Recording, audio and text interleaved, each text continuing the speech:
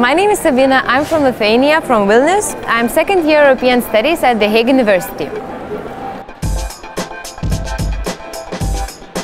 Actually, I had a cultural shock when I came from Lithuania to Netherlands because everything is different here. Lithuanian people probably they're a bit more conservative, and here you feel that freedom everywhere on the streets, in minds of people. I think it's good thing to live somewhere abroad in order to become more international person actually. European Studies, it's really broad program.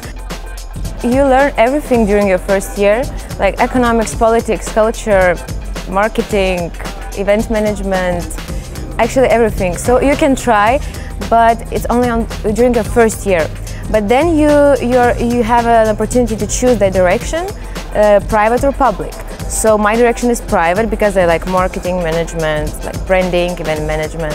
For those who want to study politics or international relations, so they can choose public sector. You can choose some minors during second semester of the second year. So for example, my minor is American Studies, so I'm studying European Studies, but at the same time American Studies. I'm learning about American business, culture and politics as well, and Communication Studies.